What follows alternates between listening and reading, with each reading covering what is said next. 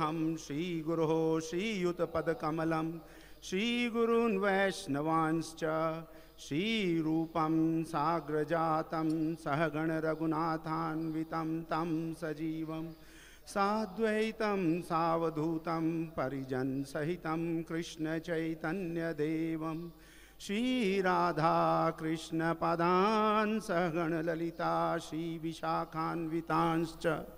हे कृष्ण करुणा सिंधु दीनबंधु जगत्पते गोपीश गोपिका कांत राधा कांत नमोस्तुते तप्त कांचन गौरांगी राधे वृंदावनेश्वरी वृषभानुसुते देवी प्रणमामि हरिप्रिये वाञ्छा कल्पतरुभ्यश्च कृपा सिन्धुभ्यैव च पतितानां पावनेभ्यो वैष्णवेभ्यो नमो नमः। जय श्री कृष्ण चैतन्य प्रभु नित्यानंद श्री अद्वैत गदाधर शिवासादि गौर भक्तवृंद। हरे कृष्णा कृष्ण कृष्ण हरे हरे हरे राम राम राम हरे हरे। नमः ओं विष्णुपदाय कृष्ण प्रेष्ठाय भूतले श्रीमते भक्ति वेदांत स्वामी निति नामिने नमस्ते सरस्वती देवे गौरवाणी प्रचारिणे निर्विशेष शून्यवादी पाश्चात्य देशतारिणे। ओम नमो भगवते वासुदेवाय ओम नमो भगवते वासुदेवाय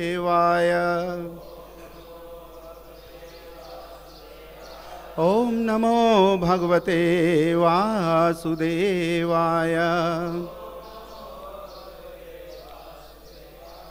जय जय श्री चैतन्य जय नित्यानंद जय द्वैत चंद्र जय गौर भक्तवृंद।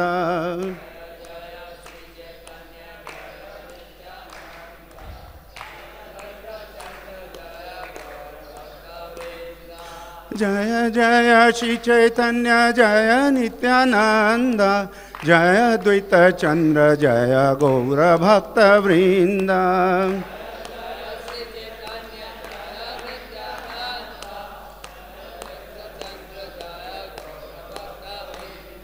जय जय श्री चैतन्य जय नित्यानंद जय द्वैत चंद्र जय गौर भक्तवृंद।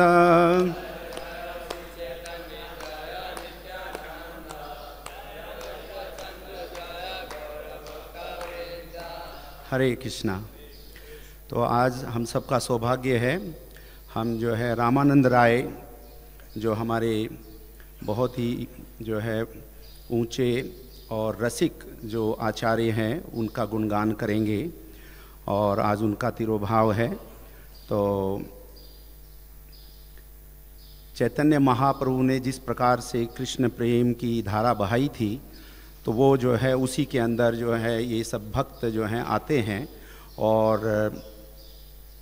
चैतन्य महाप्रभु जब दक्षिण भारत की यात्रा के लिए जगन्नाथपुरी से निकले तो उनको सार्वभौम भट्टाचार्य जो हैं, जो पहले मायावादी थे और अब वैष्णव बन गए थे, तब उन्होंने उनको एक विशेष प्रार्थना करी कि महाप्रभु आप दक्षिण यात्रा पे जा रहे हैं तो एक महान भक्त हैं जिनका आप जो है ज़रूर जो है उनसे वार्ता कीजिए और उनसे जो है भगवान के बारे में चर्चा कीजिए।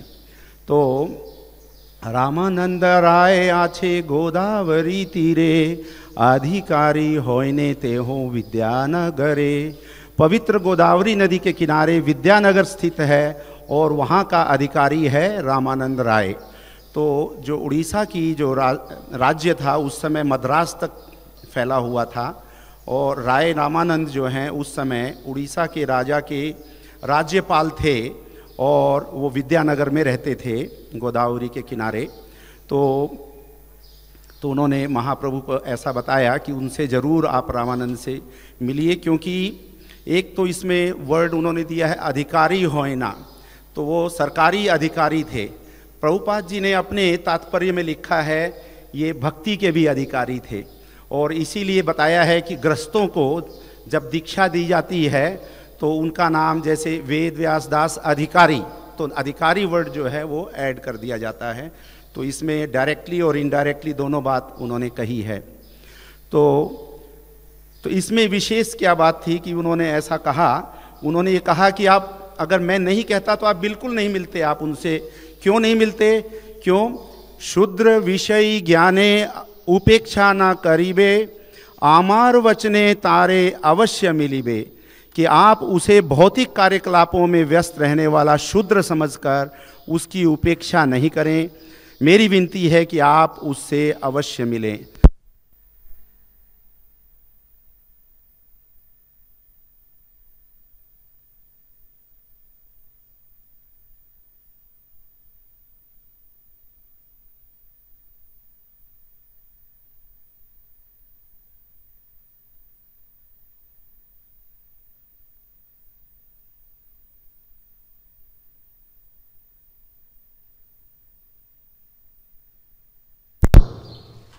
इसके आगे सार्वभौम भट्टाचार्य ने और कहा, वो ये श्लोक है, तोमार संगेर योग्य ते हो एक जन,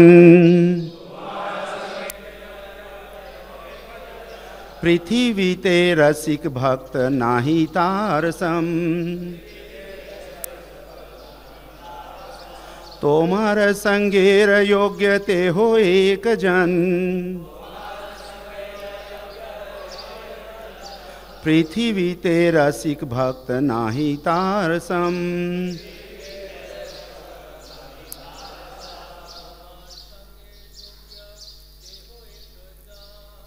तोमार संगेर योग्य ते हो एक जन, पृथ्वी ते रसिक भक्त नाही तारसम।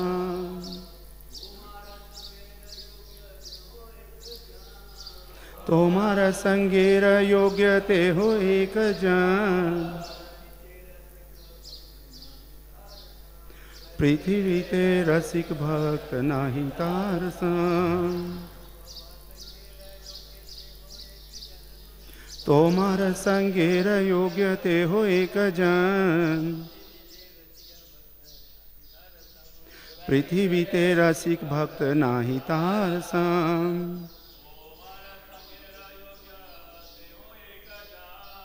तोमार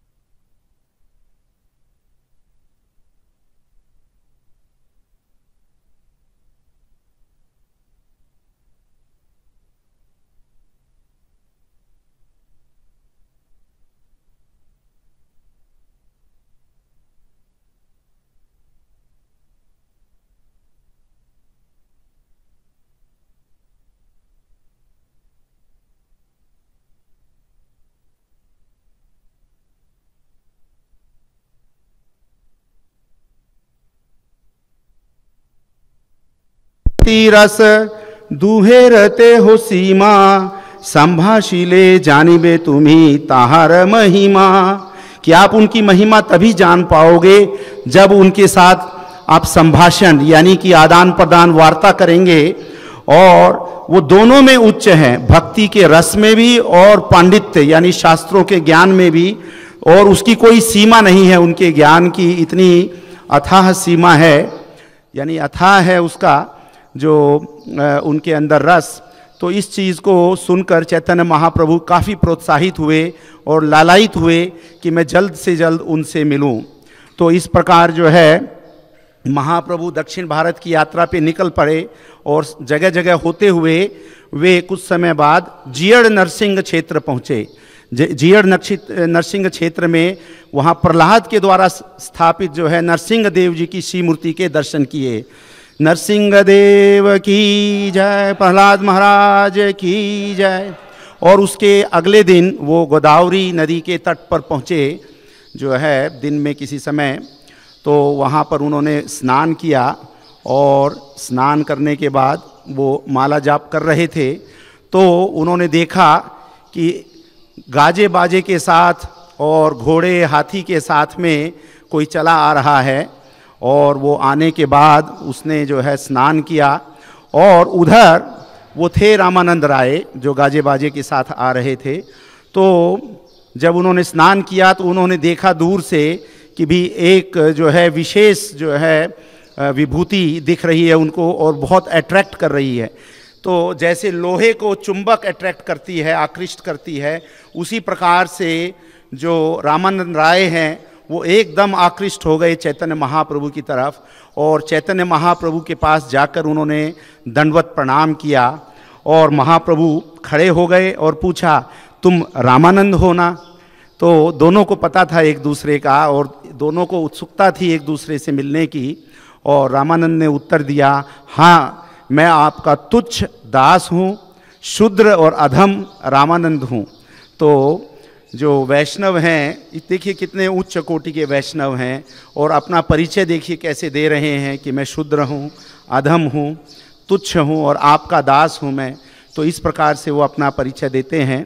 तो जितने बड़े महान वैष्णव उतना ही वो अपने आप को जो है अगर्वित यानी कि बहुत ही निम्न कोटि का समझते हैं, क्योंकि वो अपनी स्थिति में ये समझते हैं कि मैं हर समय भगवान की इच्छा पर, भगवान की शक्ति पर और भगवान के आशीर्वाद पर ही पूर्णतया निर्भर हूँ, मेरी अपनी शक्ति कोई नहीं है। इस प्रकार से हम सबको यहाँ इस चीज़ को समझना चाहिए कि हम सब आश्रित हैं और हम अपने अहंकार को जो है इसी प्रकार से जो है भगवान का दास समझते हुए समझना चाहिए। तो अब जो है दोनों ने जो है बहुत आलिंगन किया। स्वाभाविक प्रेम दोहार उदय करीला, दुहा आलिंगिया दुहे भूमि ते पड़ीला। तो उनके अंदर जो है स्वाभाविक प्रेम यहाँ प्रभुपाद जी तात्पर्य में समझा रहे हैं कि रामानंद राय जो है वो विशाखा गोपी, विशाखा सखी थी के अवतार थे और चैतन्य महाप्रभु स्वयं जो है राधा रानी के भाव को लेके कृष्ण आए हुए थे। और विशाखा गोपी श्रीमती राधा रानी की प्रधान सहायिका थी ललिता विशाखा। इसलिए श्री चैतन्य महाप्रभु ने एक दूसरे का गाढ़ आलिंगन किया क्योंकि उनमें स्वाभाविक प्रेम भी उमड़ आया था।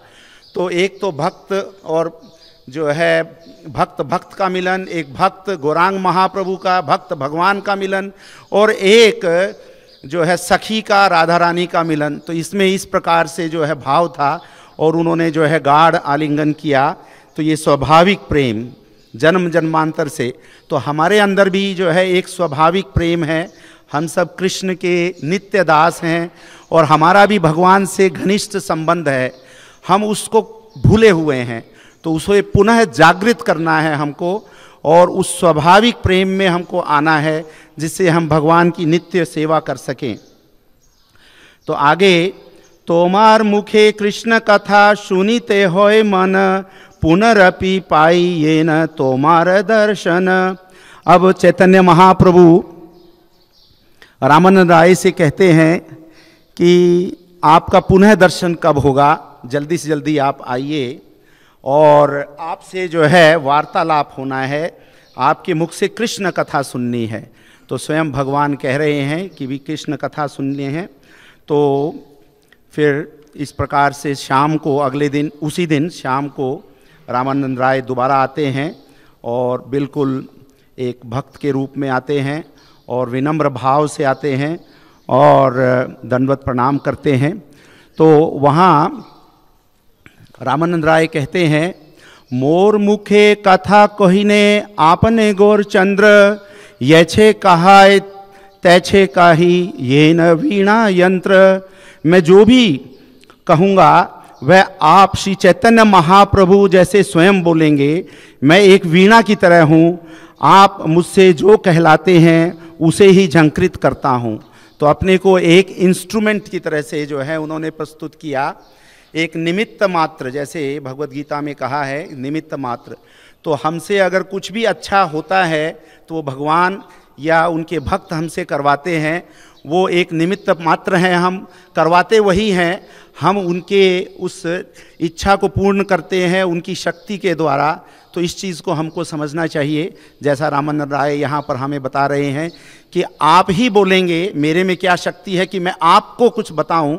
तो इसी प्रकार से जो कुछ भी मैं अब बोल रहा हूँ वो जो है चैतन्य महाप्रभु की शक्ति, रामानंद राय की शक्ति और आप महान वैष्णवों की शक्ति से मैं बोल रहा हूँ, परंपरा की शक्ति से बोल रहा हूँ। हमारी अपनी कोई वाणी नहीं है ये, हम जो है उसी को दोहरा रहे हैं जैसा उन्होंने हमें ज्ञान दिया, जैसा उन्होंने प्रेरणा दी। तो यहाँ पर जो महाप्रभु ने शास्त्र की चर्चा प्रारंभ करते हुए कहा कि जीवन का परम लक्ष्य क्या है, इसके ऊपर वो चर्चा कर रहे हैं। तो इसको हमको समझना है, कोई भी श्लोक इसमें जो है कमज़ोर नहीं है, कोई भी स्थिति जो है गलत नहीं है, सारी सही है। ये जो है भक्ति की स्टेजेस हैं जिनके ऊपर से हमको गुजरना है और हमें अपने जो है गोल को जो है ऊंचे से ऊंचा रखना है, ये हमें यहाँ शिक्षा दी गई है।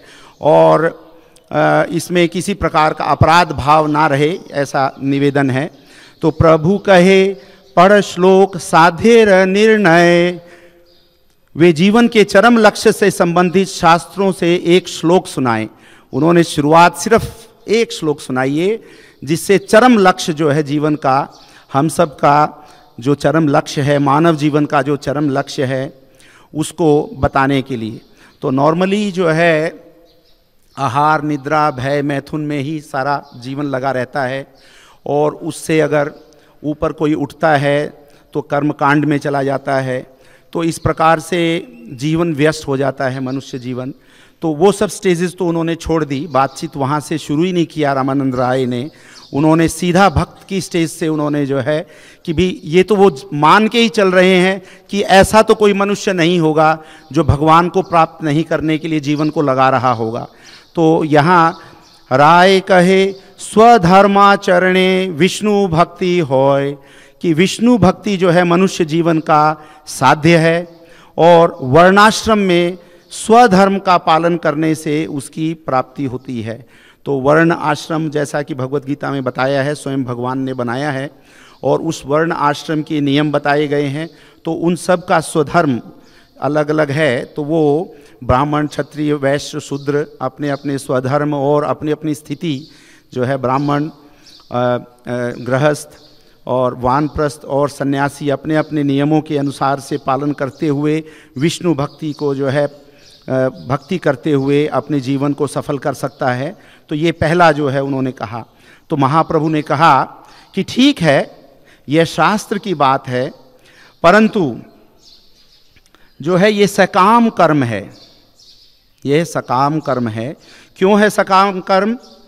कि मनुष्य जो है अपने जीवन को सुखमय बिताने के लिए भगवान की भक्ति कर रहा है और जो सुख की इच्छा से जो है वो कर रहा है और इसके करने से स्वर्ग की प्राप्ति होगी और इससे आगे नहीं बढ़ पाएंगे।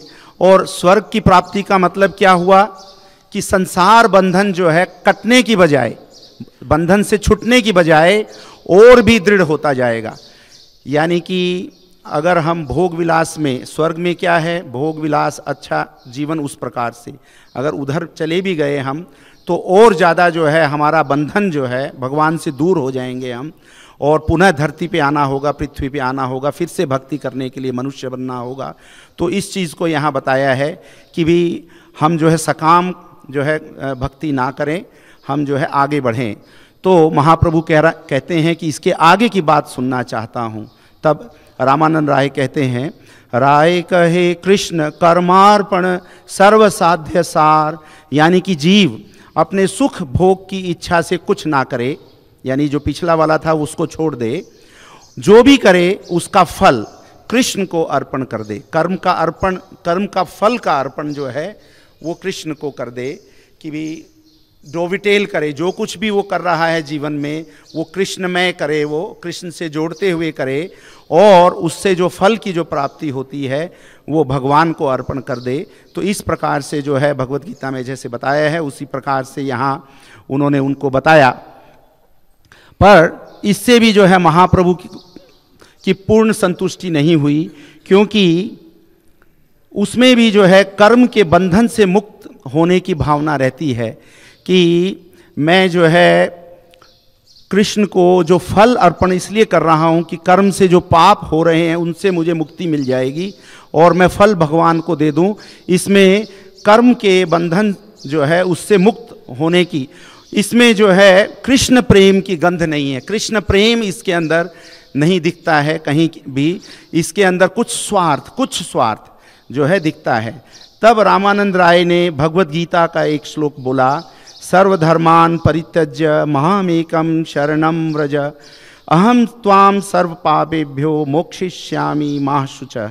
तो ये जो है बड़ा महत्वपूर्ण श्लोक है और बिल्कुल जो है सही है, और कि भी हम जो है भगवान की शरणागत हो जाएं, अपने अपने जो भी धर्म है उन सब को छोड़कर, और धर्मों को छोड़ने से जो पाप होगा उस पाप की चिंता ना करें, क्योंकि भगवान उनसे हमें मुक्त कर देंगे और इसकी चिंता ना करो। तो ऐसा कहते हुए जो है, तो यहाँ पर समर्पण की बात कही है कि आप जो है कर्म को अर्पण, कर्म के फल को अर्पण की जगह स्वयं अपने को जो है समर्पित कर दें।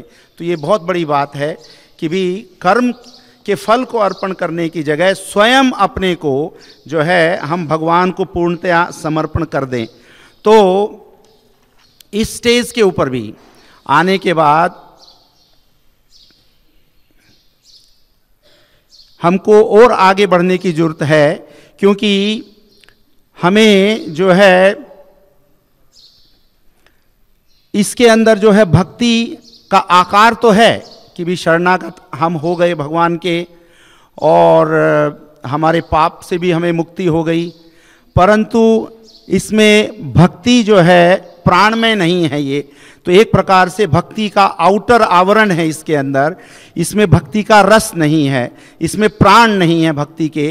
तो इसलिए चैतन्य महाप्रभु ने जो है ये सोचते हुए कि भक्ति का प्राण क्या है, भगवान में अत्यंत श्रद्धा और भगवान की सेवा में बलवती लालसा जो है, जिसमें भक्त भगवान की सेवा कर्तव्य बुद्धि से नहीं करता और वह इसलिए करता है कि वो सेवा के बिना नहीं रह सकता। तो यानी कि जो प्रेम है वो स्वतः स्फुरित होए अंदर, बजाय कि कर्म बुद्धि से जो है शरणागति हम करें। तो ये एक जिसको कहते हैं रिलेशनशिप की तरफ बढ़ने की बात आ रही है यहाँ पर, तो इसमें उसमें जोड़ने की जरूरत है यहाँ पर। तो फिर रामानंद राय ने आगे कहा, ज्ञान मिश्रा भक्ति साध्य सार, कि इसमें जीव भौतिक स्थिति से तो ऊपर उठ जाता है। उन्होंने नेक्स्ट बताया ज्ञान मिश्रा भक्ति साध्य का सार, तो जिसमें जो है ये जो ज्ञान मिश्रा भक्ति है ये भौतिक स्थिति से तो उठ गए, ब्रह्मभूत प्रसन्नात्मा भी हो गए, परंतु इसमें जो है क्योंकि भक्ति भगवान से जुड़ी नहीं है तो वहाँ पर ब्रह्म ज्योति में जो है मन लगने का या उसमें लीन होने का, यहाँ वहाँ रुकने का जो एक रिस्क जो है इसमें, तो भक्त जो है, शुद्ध भक्त किसी प्रकार की एकत्व मुक्ति नहीं चाहता है और इसके बारे में सोचना भी नहीं चाहता है किसी प्रकार की मुक्ति की। भक्त का तो स्वभाव महाप्रभु ने अपने शिष्टाष्टकम में हमें बताया है, न धनम न जनम न सुंदरीम कविताम वा जगदीश कामये मम जन्मनि जन्मनीश्वरे भवताद भक्ति रहे तुकी त्वयि। कि हे भगवान, आप जो है मुझे जन्म जन्मांतर में बार बार जन्म दो, यानी कोई मुक्ति नहीं चाहिए मुझे, परंतु अहेतु की भक्ति जो है आपकी, जो है निष्काम भक्ति जो है वो जन्म जन्मांतरों में बनी रहे। तो ये जो कामना है कि मुक्ति जो है नहीं चाहिए मुझे, तो आपकी भक्ति चाहिए, इस बात को हमको गांठ मार लेना चाहिए। क्योंकि ये जो मायावादी सिद्धांत है उसको सुनने से सर्वनाश होता है। तो जो पिछला श्लोक है उसमें कुछ जो है मायावाद आ सकता है। तो इस चीज़ को हमको समझना है कि हमको जो है भक्ति चाहिए। तो भक्ति विनोद ठाकुर अपने एक भजन में कहते हैं कि अगर मुझे आप जो है ब्रह्मा का भी स्थान दो तो मुझे नहीं चाहिए, परंतु एक भक्त के घर जो है आप जो है उनके जो है पखाने में भी जो है कीट की तरह से भी आप जो है मुझे एक बना दीजिए, तो वहाँ मैं संतुष्ट हूँ, क्योंकि वहाँ पर भक्त का संग मुझे मिल जाएगा। तो इस स्थिति तक जो है हमको इस चीज़ को समझना चाहिए कि भी हमको जो है भक्ति से ऊपर और मुक्ति से ऊपर उठना है और भक्ति की ओर हमको जो है ध्यान देना चाहिए। तो अभी तक हमने सुना कि रामानंद राय की हर एक जो युक्ति या लॉजिक पिछली युक्ति से अच्छी थी, परंतु प्रभु ने सभी को एहो भाई आगे कहो राय कहकर जो है उसको टाल दिया। तो तब रामानंद राय ने आगे कहा, यानी कि अभी तक की जो स्थिति थी वो थोड़ी बाह्य यानी मेटेरियलिस्टिक थी, पूरी स्थिति अभी तक उसके अंदर नहीं आई है। अब से जो आगे है वो जो है एक्सेप्टेबल स्टेज के ऊपर शुरुआत हो जाएगी महाप्रभु की। तो तब रामानंद राय ने आगे कहा, ज्ञान शून्या भक्ति साध्य सार। और फिर श्रीमद् भागवतम के श्लोक 10, 14, 3 को कहा, जिसको मैं पढ़ता हूँ। यानी कि जब ब्रह्म विमोहन लीला के बाद ब्रह्मा जी ने जो है भगवान की स्तुति करी, उसी में ये है। जैसा कि हम जानते हैं ब्रह्मा जी हमारे आदि गुरु हैं, तो वहाँ वो कहते हैं भगवान को, हे प्रभु, जिन भक्तों ने परम सत्य के बारे में निर्विशेष भाव को निकाल फेंका है, यानी कि पिछले वाले श्लोक में जैसे था कि किसी प्रकार की निर्विशेष धारा से निकलकर और परम सत्य के बारे में, यानी कि स्वयं भगवान कृष्ण जो हैं वो भगवान है, ऐसी स्थिति को जो है समझ लिया है। और इन्हें चाहिए कि वे स्वरूप सिद्ध भक्तों से, यानी कि स्वरूप सिद्ध भक्तों से, किसी भक्त से नहीं, स्वरूप सिद्ध, जिन्होंने सेल्फ रियलाइज सोल, जैसे कि हमारे प्रभुपाद हैं या उनकी शरण लेने वाले भक्त हैं, उनकी जो है उनके सरेंडर होके आपके नाम गुण रूप लीलाओं के बारे में जो श्रवण करे। तो जैसा कि हम सब भगवद गीता भागवतम में यही हम यहाँ करते हैं और श्रवण करें। तो श्रवण को जो है यहाँ पर स्टार्टिंग पॉइंट बताया है भक्ति का, कि ये जो है नाम रूप गुण स्वरूप सिद्ध से सुने और निर्विशेष को बिल्कुल ना लगाएं। स्वयं भगवान कृष्ण, राधा कृष्ण भगवान है, इस चीज़ को समझते हुए, और उन्हें भक्ति के नियमों का पालन करना चाहिए। भक्ति के नियम कौन से हैं? अवैध यौनाचार छोड़कर जुआ नहीं खेलना, नशा नहीं करना, पशु हत्या से दूर रहना, और मन, क्रम और वचन से शरणागत होकर वे किसी भी वर्ण या आश्रम में रह सकते हैं।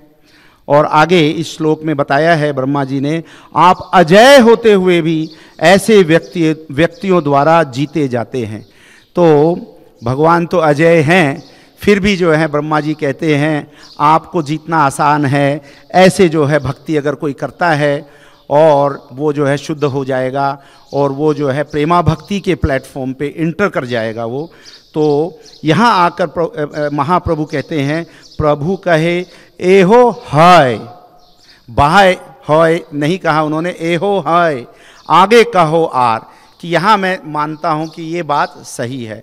तो हम सब जो इस मूवमेंट में लगे हुए हैं, प्रभुपाद जी ने भक्ति का जो बेसिक प्लेटफॉर्म जो है वो यही हमको दे दिया है, यही सब हम करते आ रहे हैं। तो इस चीज़ को हमको समझना है। श्रवणम जो है, इस पे यहाँ पर बड़ा महत्व है। नाम रूप गुण लीला का महत्व है। स्वरूप सिद्ध भक्त यानी कि प्रभुपाद और परंपरा से हमको सुनना है। और हमें इसमें यहाँ बताया है कि शांत चित्त से हमको सुनना चाहिए। अंग्रेजी में इसको बोलते हैं रैप्ट अटेंशन से हमको सुनना चाहिए। और वो जो है रैप्ट अटेंशन, शुद्ध मन कैसे होगा? जब 4 नियमों का हम पालन करेंगे तो मन जो है शांत होगा, और तभी जो है हम जो है इस दिव्य ज्ञान को हम समझ सकेंगे। तो अगर हम समझें प्रभुपाद जी के शुरू से लेके आगे तक जो हमें देना चाहते हैं, इस परंपरा में मंगल आरती में हम करते हैं, तो वहाँ भी जो है भगवान का के जो हमारे गुरु हैं, गुरुअष्टक हैं, तो उसके अंदर वो भगवान की नित्य सेवा में इसी प्रकार लगे रहते हैं। और उसी तरीके से हम जब प्रभुपाद जी के करते हैं तो प्रेमा भक्ति जो है हम प्रभुपाद से और परंपरा से हम मांगते हैं। और भागवतम का हम श्रवण करते हैं, जो कि भागवत हमें प्रेम भक्ति देती है। तो इस प्रकार से हमको समझना चाहिए। शुरू से ही राधा कृष्ण स्ट्रेट अवे भगवान हमें दे दिए हैं। प्रभुपाद जी ने ललिता विशाखा साथ में दे दी हैं कि ब्रज की गोपियों जैसा जो है प्रेम हमें मिले। ये जो है एक प्रकार का जो है साधन उन्होंने हमको शुरू से दिया है, एकदम शॉर्टकट दिया है। तो इस चीज़ को हमको समझना है कि रामानंद राय जिस तरीके से स्थिति बता रहे हैं, हमको किस स्थिति के ऊपर प्रभुपाद जी ने ले आए हैं। तो आगे रामानंद राय कहते हैं, प्रेम भक्ति सर्व साध्य सार। यहाँ रामानंद राय ने बताया कि समस्त पूर्णता का सार भगवान की प्रेमा भक्ति है। और तो पिछली स्थिति के अंदर साधना भक्ति को बतलाया है, किस प्रकार से हमको भक्ति करनी है। और यहाँ पर बताया है कि वहाँ से आगे हमको प्रेमा भक्ति पर उठना होगा, यानी कि एक उसके अंदर प्रेम ऐड करना है पिछले वाले के प्रोसेस से। वो प्रोसेस है, नियमों का पालन करना है, भागवत श्रवण करना है, भगवत गीता वैष्णव संग करना है। तो इस प्रकार से मन को शुद्ध करते हुए उसमें फिर हमको जो है प्रेम अपने को ऐड करना है। तो इसमें एक श्लोक जो है उन्होंने बताया है, ये बहुत ही शॉर्ट में मुझे बताना पड़ रहा है क्योंकि ये एक प्रकार की समरी स्टडी है, समय जो है एक बाधित है। और प्रयास ये है कि हम जो है एक बेसिक अंडरस्टैंडिंग में हम समझ में आ जाए। तो बहुत कुछ इसमें जंप करना पड़ सकता है, तो मुझे क्षमा कीजिएगा। तो यहाँ एक श्लोक कहा रामानंद राय ने, कृष्ण भक्ति रस भाविता मति क्रियताम यदि कुतोपि लभ्यते तत्र लोल्यम अपि मूल्यम एकलम जन्म कोटि सुकृतैर्न लभ्यते। सैकड़ों हजारों जन्मों के पुण्य कर्मों से भी कृष्ण भावना भावित शुद्ध भक्ति प्राप्त नहीं की जा सकती। यानी कि किसी प्रकार के पुण्य कर्म, यानी पुण्य कर्म करने से हमें जो है स्वर्ग की प्राप्ति हो सकती है, या जो है हमें और कोई प्राप्ति हो सकती है, हमें जो है शुद्ध भक्ति प्राप्ति नहीं हो सकती। शुद्ध भक्ति तो जो है जैसा कि पीछे बताया गया है उसी प्रकार से, और उससे आगे इसे तो केवल एक मूल्य पर उसे प्राप्त करने की उत्कृष्ट लालसा यानी कि लोल्यम, कि हमारे अंदर जो है एक भाव जागृत होना चाहिए, हा कृष्ण, यानी कि मुझे कृष्ण से जो है विरह है और मुझे कृष्ण से मैं दूर हूँ और मुझे कृष्ण जो है चाहिए है, उनसे मेरा प्रेम जो है मेरा जागृत हो। तो इस प्रकार की जो लोल्यम है, इच्छा है हमारी जो है, वो हमारे अंदर जो है जागृत होनी चाहिए। तो अभी तक हम आदेशानुसार कर रहे थे और यहाँ से हम जो है आदेश के अंदर हम अपनी इच्छा अनुसार जो है इसको करें और भगवान से हम अपनी दूरी को जो है समझते हुए एक लालसामयी जो है जीवन को और भक्ति को हम यहाँ करें। तो ऐसा यहाँ बताया गया है। यदि यह कहीं उपलब्ध हो सके तो मनुष्य को चाहिए कि तुरंत ही उसे खरीद ले। तो खैर भक्ति तो बिकाऊ नहीं है, ये तो बिकाऊ सेवा से है। शुद्ध भक्तों की सेवा में ही जो है भक्ति निहित है। वो जो है शुद्ध प्रेम भक्ति हमारे हृदय में प्रकाशित कर सकते हैं, वो हमें दे सकते हैं। तो ये अगर है तो भक्त की रज में और भक्त की सेवा में, तो हम प्रभुपाद की सेवा में ही इसको प्राप्त कर सकते हैं। इस मिशन को चैतन्य महाप्रभु को पूरा करके ही इसको प्राप्त कर सकते हैं। तो इसमें हम अगर अपने जीवन को या हमारा सर्वस्व अगर हम इसमें न्योछावर करते हैं, तो यहाँ बताया है कि यदि यह कहीं उपलब्ध हो सके तो मनुष्य को चाहिए कि तुरंत ही उसे खरीद ले। तो हमको ये प्राइस पे करनी है और हमें जो है ये लौल्यम और ये प्रेम भक्ति ये जो है हमें प्राप्त करनी है। ये हमको जो है समझना चाहिए, ये कोई भी कीमत नहीं है, हमें जन्म जन्मांतर हमें इसमें न्योछावर करने हैं, हमें ये प्राप्त करना है, ऐसा हमको सोचना चाहिए। अब रामानंद राय इसके आगे जो भी कहेंगे वह स्वतः स्फूर्त प्रेम पर आधारित होने के कारण महाप्रभु को स्वीकार्य होगा और महाप्रभु अधिकाधिक प्रश्न करते जाएंगे। तो यहाँ से आगे जो है ब्रज प्रेम की तरफ हम बढ़ रहे हैं और इसके अंदर हम अपना एक संबंध जो है रिलेशनशिप ऐड करना है। हमको एक प्रेम के साथ में एक रिलेशनशिप को हमको ऐड करना है, इस चीज़ को हमको समझना है। और कई तरह की रिलेशनशिप है और सबसे ऊंची रिलेशनशिप अगर हम प्राप्त कर सकें तो उसका यहाँ पर गान है। तो इसको हम शॉर्ट में आगे बढ़ जाएंगे। प्रभु कहे एहो होय आगे कहो आर, राय कहे दास्य प्रेम सर्वसाध्य होय साध्य सर्वसाध्य सार। प्रभु कहे एहो होय किछु आगे आर, राय कहे सख्य प्रेम सर्वसाध्य सार। प्रभु कहे एहो उत्तम आगे कहो आर, राय कहे वात्सल्य प्रेम सर्वसाध्य सार। तो यहाँ बताया उन्होंने कि हमारे जो रिलेशनशिप हैं वो भगवान में तरह तरह से विकसित हो सकते हैं, या हमारा एक स्वरूप है जो जिससे हम प्रेम कर सकते हैं भगवान से। तो वो स्वरूप जो है यहाँ उससे पहले एक शांत रस है, उसको यहाँ जो है बाईपास कर दिया गया है कि शांत रस को एक विशेष रस नहीं मानते हैं, पर वो भी एक रस है। दास्य प्रेम जो है वहाँ से शुरू किया है, हम भगवान को स्वामी मानते हुए दास्य प्रेम में। फिर जो है उससे आगे सख्य प्रेम के अंदर गोपाल जो हैं, जैसे जो है श्री कृष्ण के साथ नित्य विहार करते थे, उसको हम मान सकते हैं अपने एक रिलेशनशिप के अंदर भगवान से, वो भगवान की सेवा करते हुए।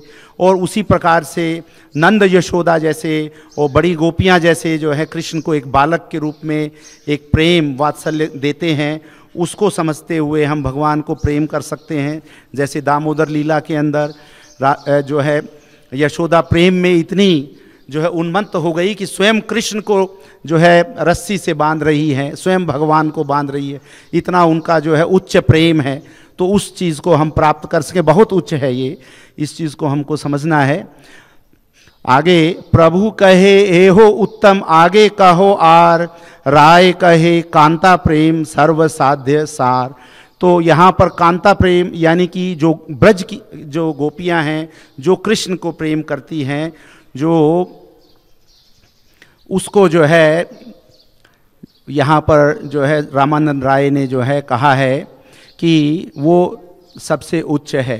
तो ये जो हमारा सिद्धांत है उसमें यही है कि जो ब्रज की गोपियों का जो प्रेम है कृष्ण का, उसके लेवल पे हमको आना है, इस चीज़ को हमको समझना है। और जिस प्रकार से गोपियाँ उन्मत्त थी कृष्ण के लिए उनके प्रेम के अंदर, और जब वीणा वादन होता था तो वो सब कुछ भूलकर और जो है कृष्ण की ओर दौड़ी थी, और उसके अंदर उन्होंने सब कुछ छोड़ दिया था अपना, और वो जो स्वयं स्फूर्त प्रेम है उनका वो जागृत होते हुए वो कृष्ण की सेवा में उपस्थित हुई थी। तो इस चीज़ को हमको समझना है कि भी हम ऐसी स्थिति तक पहुंच पाएं। तब महाप्रभु कहे प्रभु कहे एई साध्य अवधि सुनिश्चय, कृपा करी कहो यदि आगे किछु होय। कि ये तो अल्टीमेट हो गया, पर अगर कुछ और भी है, यानी कि मैं तो सेटिस्फाइड हो गया हूँ, अगर कुछ और भी है तो आप कह सकते हो। तब महाप्रभु ने कहा यह निश्चय ही पूर्णता की सीमा है, किंतु आप मुझ पर अगर कृपा करें तो यदि कुछ और भी हो नहीं तो यदि कुछ और भी हो तो उसे कहें। तो इहार मध्य राधार प्रेम साध्य शिरोमणि, याहार महिमा सर्वशास्त्रे ते बाखानी। गोपियों के प्रेम में से कृष्ण के प्रति श्रीमती राधा रानी का प्रेम सर्वोपरि है। श्रीमती राधा रानी की महिमा का बखान सभी शास्त्रों में हुआ है। तो जो गोपी प्रेम का सबसे जो उच्च प्रेम है वो राधा रानी है। और यहाँ बताया है जो कृष्ण प्रेम है उसका स्वरूप ही श्रीमती राधा रानी है। तो हम में अगर कोई कृष्ण प्रेम जागृत होना है तो वो एक प्रकार से राधा रानी का जो कृष्ण प्रेम है उसी का अंश होगा। और जैसा कि हम जानते हैं स्वयं चैतन्य महाप्रभु उसी राधा रानी के भाव को लेके आए थे। तभी चैतन्य महाप्रभु से हम प्रार्थना करते हैं नमो महावदन्याय कृष्ण प्रेम प्रदायते, कि आप जो है महावदन्याय हो, इतने दया दयालु हो कि जो सबसे ऊंचा कृष्ण प्रेम है उसको देने आए हो आप। तो वो हम उनसे मांग सकते हैं। तो ये हम राधा रानी से प्रार्थना करें कि आप जो है कृष्ण प्रेम हमें दीजिए। तो ये यहाँ पर राधा रानी की जो स्थिति यहाँ बताई है और उनसे हमारे को जो है कृष्ण प्रेम प्राप्त हो सकता है, क्योंकि वो कृष्ण प्रेम की स्वयं मूर्ति है। तो आगे प्रेमेर परम सार महाभाव जानी, सेई महाभाव रूपा राधा ठाकुरानी, कि इस प्रेम के परम सार को जो है महाभाव जानना चाहिए। कृष्ण प्रेम का जो उत्कट जो है वो महाभाव जानना चाहिए, जो सिर्फ जो है राधा रानी के अंदर है। तो और वो जो है राधा ठाकुरानी, यानी कि जो ठाकुरानी जो है हमारे ठाकुर जी के साथ जो ठाकुरानी हैं राधा रानी, वो जो है महाभाव रूप में महाभाव जो है उनके अंदर है और वो इसका जो है प्रतिनिधित्व करने वाली हैं। और श्रीमती राधा रानी जो हैं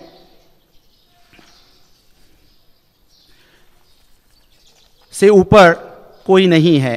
तो इसमें एक श्लोक जो है यहाँ बताया रामानंद राय ने, जो कि आनंद चिन्मय रस प्रतिभाविता भी स्थाभीर्य एव निज रूपतया कला भी, गोलोक एव निवसत्य खिलात भूतो गोविंदमादि पुरुषम तम हम भजामी।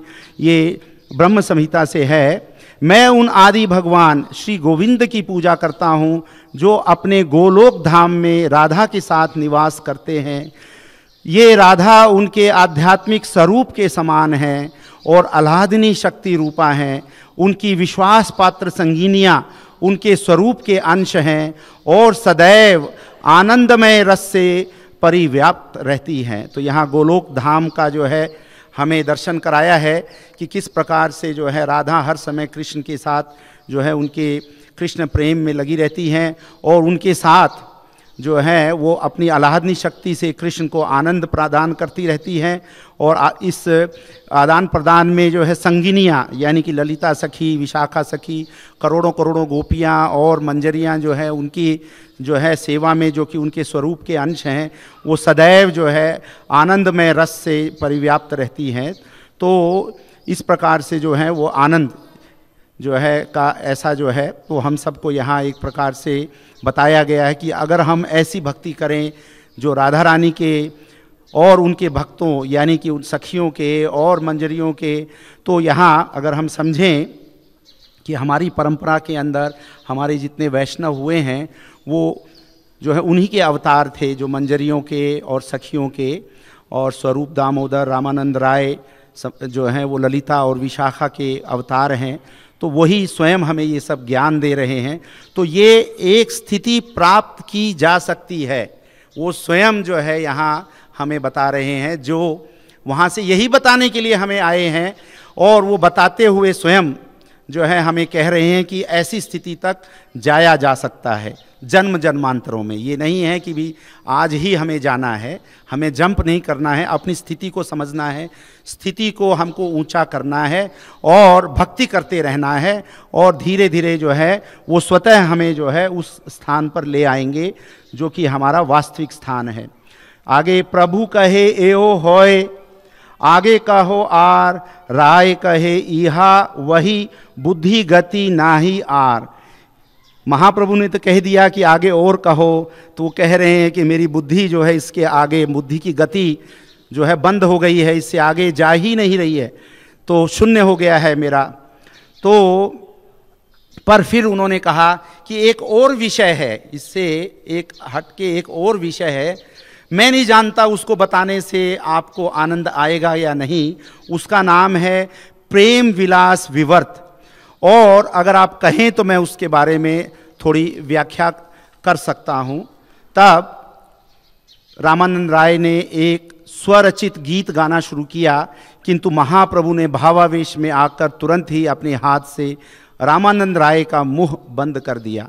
तो इस प्रकार से जो है वो, क्योंकि चैतन्य महाप्रभु हमें जितनी शिक्षा देना चाह रहे थे वहाँ तक वो ले गए, और उसके बाद जो राधा कृष्ण के प्रणय, आपस के प्रणय के जो और प्रेम के जो आगे के जो विषय हैं, उनको जो है उच्च भक्तों के लिए जो है उन्होंने रख दिया, और यहाँ पर उन्होंने उनके मुख के ऊपर बंद कर दिया। इसी प्रकार तो ये एक हमको समझना है कि हम सब इस उच्च स्थिति तक पहुँच जाएं। तो कुछ दिन तक महाप्रभु वहाँ ठहरे, और इसी प्रकार से रामानंद राय के साथ जो है संभाषण करते रहे। और अगले दिन जब वो मिले तब कई नए प्रश्न उन्होंने पूछे। अवसर पाकर महाप्रभु ने पूछा, सभी प्रकार की विद्याओं में कौन सर्वाधिक महत्वपूर्ण है? विद्याओं में, नॉलेज में। तो रामानंद राय ने उत्तर दिया, कृष्ण भक्ति के अतिरिक्त कोई अन्य विद्या महत्वपूर्ण नहीं है। तो ये हाईएस्ट साइंस है ये, कि हम जो है कृष्ण प्रेम तक हम अपने जीवन में अपने को लगाते रहें। तो हमको हर समय स्टूडेंट बनना पड़ेगा, तभी हम विद्या ग्रहण कर पाएंगे। तो आजीवन जो है हमें जो है प्राप्त करते रहना पड़ेगा और लेते रहना पड़ेगा, अपने को समझते रहना पड़ेगा विद्या को। आगे महाप्रभु ने पूछा, संपत्तिवानों में सर्वोच्च कौन है? जो है कौन जो है जिसके पास सबसे ज़्यादा वेल्थ है? तो रामानंद राय ने उत्तर दिया, जो राधा तथा कृष्ण के प्रेम का सबसे बड़ा धनी है वही सबसे बड़ा संपत्तिवान है। तो इस चीज़ को हमको समझना है कि संपत्ति तो हर समय जो है भक्तों के पास है, भक्तों, बड़े भक्तों के साथ से हमें हर समय वो संपत्ति को प्राप्त करने की लालसा रखनी चाहिए, और हम भी धनवान हो सकते हैं। तभी कहा जाता है ना, हमारा इटर्नल बैंक बैलेंस है ये, जो हम हरे कृष्ण महामंत्र करते हैं, ये हमारा इटर्नल बैंक बैलेंस है, क्योंकि ये कभी क्षय नहीं होता है। बाकी सब कुछ चला जाएगा, पर ये हमारे साथ जन्म जन्मांतरों तक, भक्ति हमारी जो है जन्म जन्मांतरों तक हमारे साथ रहेगी। और जहाँ हमने हमारा धन छोड़ा था वही धन हमें फिर प्राप्त होते हुए वहीं से आगे हम जो है ये जो कृष्ण प्रेम का धन उपार्जित कर सकते हैं। तो इस चीज़ को हमको समझना है। तो आगे कई सारे हैं, तो कुछ एक दो। मुक्त मध्य कौन जीव मुक्त करी मानी, कृष्ण प्रेम यार से ही मुक्त शिरोमणि। तो मुक्ति सबसे बड़ी कौन सी है? जो कृष्ण प्रेम जिसके पास है, जो कृष्ण प्रेम प्राप्त कर ले, वही जो है मुक्ति में शिरोमणि है। उपास्येर मध्य कौन उपास्य प्रधान, श्रेष्ठ उपास्य युगल राधा कृष्ण नाम। तो रामानंद राय ने उत्तर दिया कि प्रधान पूजा योग्य वस्तु राधा कृष्ण का नाम यानी कि हरे कृष्ण महामंत्र है। तो यहाँ हमको बताया है कि जो है हमारा उपासना का जो सबसे बड़ा जो है वो हरे कृष्ण महामंत्र है, और इसको पूजा करने से इसमें जो निहित है कृष्ण प्रेम वो हमें प्राप्त होगा। इसको पूजा करने से हमें स्वयं राधा कृष्ण और गोपियाँ और राधा रानी और उनके जो संगी हैं उनकी जो है और कृष्ण प्रेम ये सब हमको प्राप्त होगा। हरे कृष्णा कृष्ण कृष्णा हरे हरे, हरे राम राम राम हरे हरे।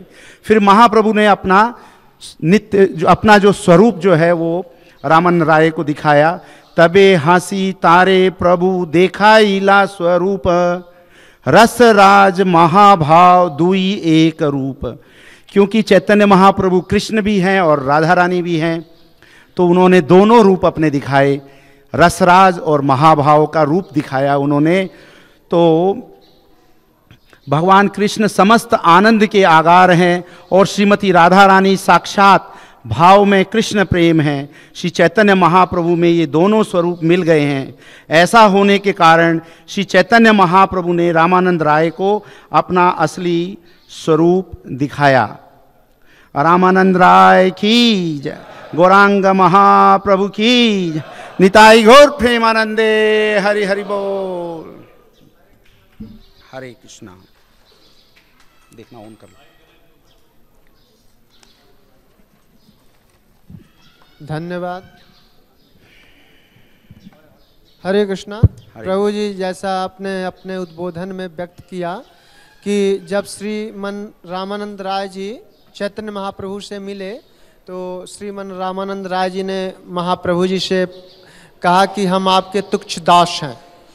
और यथार्थ में जैसे कोई व्यक्ति आपसे मिलता है, आप एक संपन्न व्यक्ति हैं, और एक व्यक्ति मिलता है किसी दूसरे भक्त से, वो इतना संपन्न या शक्तिशाली नहीं है और कहता है कि मैं आपका तुच्छ दास हूँ, या कोई किसी से मिलता है कहता है मैं आपका तुच्छ दास हूँ भक्ति समाज में, तो इसका हम किस प्रकार से आकलन कर सकते हैं या यथार्थ समय पर हम कैसे इस तथ्य का निर्णय कर सकते हैं वह एक तुच्छ दास है व्यवहार में या एक दगेबाज दोस्त है? इसके संदर्भ का में कैसे आप विश्लेषण करेंगे? कृपया प्रकाश डालने की कृपा करें। हरे कृष्णा। चलिए इसके बारे में थोड़ी देर में करते हैं, और एक प्रश्न ले लेते हैं, करते हैं इसके बारे में एक और प्रश्न। आगे कोई किसी का प्रश्न?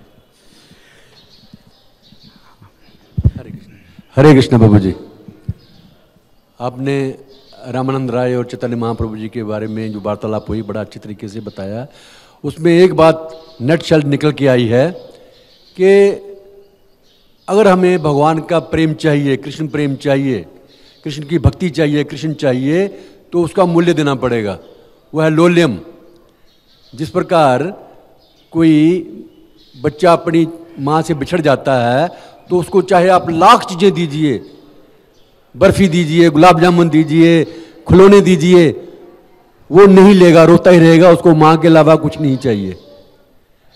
तो कृष्ण प्रेम प्राप्त करने के लिए हमें दो नावों में सवार नहीं होना है। एक भौतिक चीजें भी चाहिए और कृष्ण प्रेम भी चाहिए, तो ये हो नहीं सकता है। इसके लिए लोलम चाहिए, कृष्ण और कृष्ण के अलावा कुछ नहीं चाहिए, जैसे प्रभु जी ने बताया। तो तब हमें कृष्ण भक्ति मिल सकती है, अन्यथा सारी उम्र लगे रहे तो मुश्किल है। हरे कृष्ण।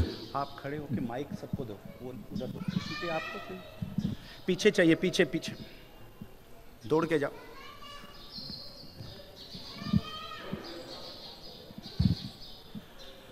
हरे कृष्ण। हरे कृष्ण।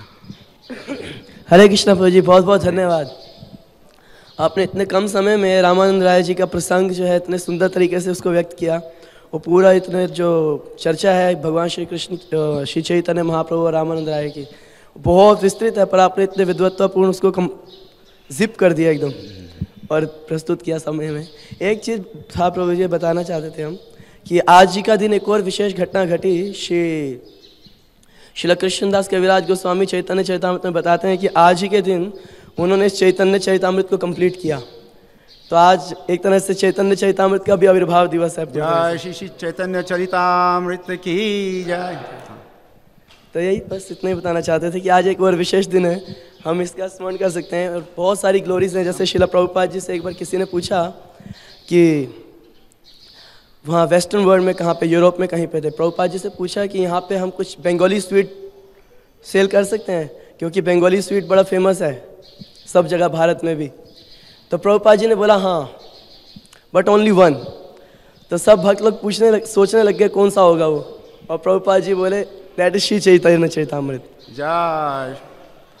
तो प्रभु जी का जो प्रश्न था उसमें जो उन्नत भक्त हैं वो देखते ही समझ जाते हैं कि जिसने दंडवत किया है उसकी स्थिति क्या है, और कौन नकली है कौन असली है वो देखते ही समझ जाते हैं। उनके अंदर जो है इस प्रकार से भक्ति का जो है अंदर स्वभाव होता है कि वो भक्त को देखते ही भक्त की स्थिति समझ जाते हैं। तो इसलिए उनकी ऐसी विशेष जो है, शायद मैं आपके प्रश्न का उत्तर दे पाया। हाँ जी, थैंक यू। हाँ,